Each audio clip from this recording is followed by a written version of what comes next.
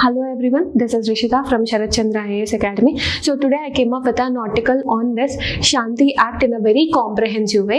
ఎందుకంటే ఈ particular act అనేది న్యూస్లో మనకి డైలీ మనం చూస్తూనే ఉన్నాం. సో ఒక కాంప్రహెన్సివ్ వే తెలుసుకుంటే కనుక మనం బెటర్ ఆన్సర్స్ రాయొచ్చు అండ్ బెటర్గా మన ప్రిలిమ్స్లో నాలెడ్జ్ని ఎస్టాబ్లిష్ చేసుకోవచ్చు, రైట్? సో ముందు వెళ్ళడం ఈ పర్టికులర్ తరహాలో వెళ్ళకడం కంటే first we need to understand what are nuclear energy is. Okay, so మన ప్రైమ్ మినిస్టర్ గారు చెప్పినట్టు this nuclear energy is considered as an young science which need to be used in a sustainable way in order to develop India. Okay, so అలా nuclear ఎనర్జీని young science అని అంటూ ఉంటాము. So అసలు in terms of nuclear energy India ఏం చేద్దాం అనుకుంటుంది and ఏ స్టేజ్లో ఉంది అని చూస్తే కనుక, so India ranks 12th in terms of this total operational nuclear కెపాసిటీలో. అదే అండర్ కన్స్ట్రక్షన్ రియాక్టర్స్లో అయితే కనుక మనం 5th ర్యాంక్లోనే ఉన్నాం. అండ్ ప్రస్తుతానికి ఉన్న న్యూక్లియర్ ఎనర్జీ మన కెపాసిటీ ఎంత అంటే దట్ ఈస్ 8.1 to 9 gigawatts మాత్రమే ఉంది.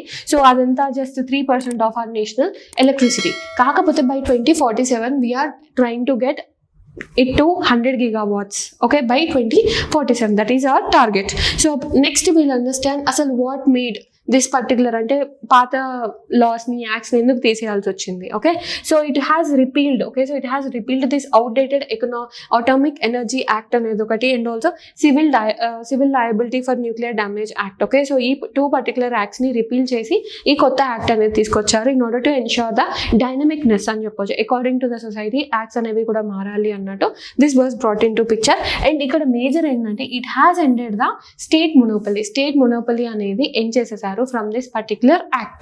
Okay, so మరి we have to understand the key provisions, right? So ఈ పర్టికులర్లో ఏంటంటే ఒకటి composite licence.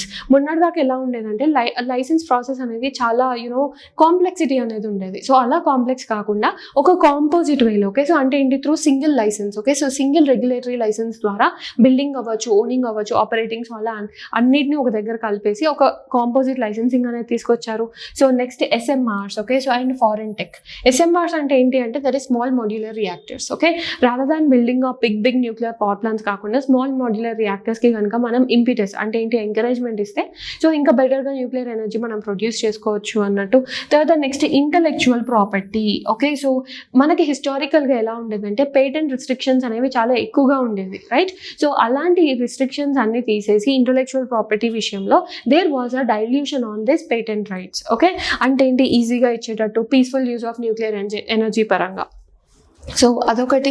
And later on, okay, so ఇక్కడ నేను ఏం చేశానంటే some sort of comparison I have brought between older framework and this particular new act so that you can understand in a better way. Okay, so first ఇక్కడ ఏంటి, as a టోల్లీ monopoly అనేది వెళ్ళింది. And ఇక్కడ ఏంటి, domestic private entry అనేది ఉంది, right? తర్వాత next ఇక్కడ మల్టీ స్టేజ్ అప్రూవల్స్ అనేది అక్కడ మనం ఇందాకే డిస్కస్ చేసాం, that is single composite license అనేది ఒకటి ఉంటుంది.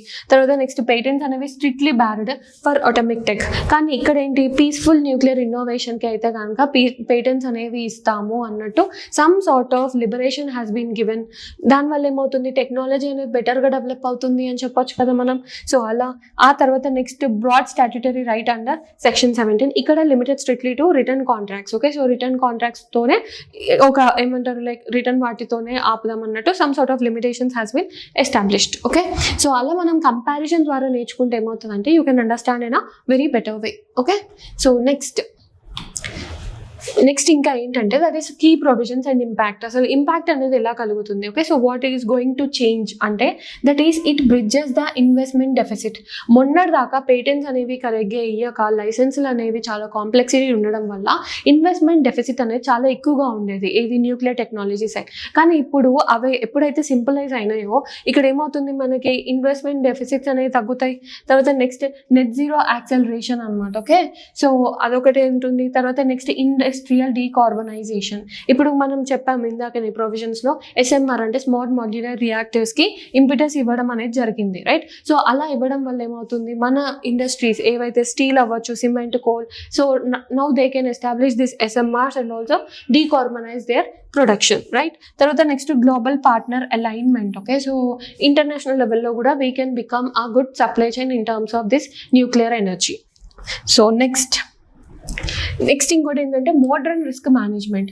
ఓకే, సో ఈ పర్టికులర్ ఆర్టికల్లో ఏంటంటే ఫ్రమ్ దిస్ యాక్ట్ ఒక మోడర్న్ రిస్క్ మేనేజ్మెంట్ కూడా ఇంకా బెటర్గా జరుగుతుంది అన్నట్టు చెప్తున్నారు. ఓకే, సో ఎలా అంటే that is mandatory financial security అనేది ఒకటి, అండ్ ఇంకోటి ఏంటంటే ఫినాన్షియల్ ఇన్సూరెన్స్ లెవెల్లో కూడా ప్రాపర్గా ఉండాలి. తర్వాత న్యూక్లియర్ లైబిలిటీ ఫండ్ అనేది ఒకటి ఎన్ష్యూర్ చేసుకోవాలి అన్నట్టు there was a risk management fund. Okay, so next మరి కన్సర్న్స్ ఏంటి?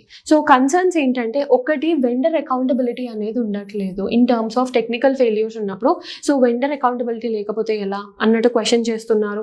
సో నెక్స్ట్ ఇంకొకటి ఏంటంటే that is independent safety audits by this AERB. Okay, so independent audits అనేవి కూడా ఉండట్లేదు. సో అవి కూడా ఇంకా తెస్తే ఇంకా మంచిది అన్నట్టు they are saying. Okay, in this from this particular act. ఆ తర్వాత నెక్స్ట్ మరి వే ఫార్వర్డ్ ఏంటి అంటే that is autonomous oversight. Okay, so ఇప్పుడు ఉంది కదా AERB అంటే ఏంటి మనకి, that is atomic energy regulatory board, right? So దానికి ఒక ఓవర్ సైట్నెస్ అనేది ఇవ్వండి. ఆ తర్వాత స్టేట్ మొనోపలీని వీ హ్యావ్ ఎండెడ్ ఇట్, కరెక్టే, కానీ ఒక కోఆపరేటివ్ ఫెడరలిజం ద్వారా we can achieve better things అన్నట్టు. సో అదొకటి. తర్వాత నెక్స్ట్ సాలిడ్ లయబిలిటీ పూల్ అనేది ఒకటి తీసుకురండి in terms of this national insurance, in terms of this nuclear energy. తర్వాత పబ్లిక్ కాన్ఫిడెన్స్. ఈ పబ్లిక్ కాన్ఫిడెన్స్ అనేది ఎప్పుడు వస్తుంది? ఎప్పుడైతే ప్రాసెస్ అనేది ట్రాన్స్పరెంట్ అవుతుందో పబ్లిక్ కాన్ఫిడెన్స్ అనేది ఆటోమేటిక్గా వస్తూనే ఉంటుంది మనకి. So ensure that transparency will be ensured in this patents rights ఏంటి ప్రాసెస్లలో, తర్వాత లైసెన్స్లలో. సో ఇలాంటి వాటిలలో కనుక మనం ట్రాన్స్పరెన్సీ ఎన్షూర్ చేస్తే పబ్లిక్ కాన్ఫిడెన్స్ వస్తుంది. In a way we can also get our target done, that is 100 gigawatts by 2047. Okay, and also help this Vikshit Bharat to achieve by 2047. Okay, so thank you. This is from Sarat Chandra IAS Academy. Your dream, our mission.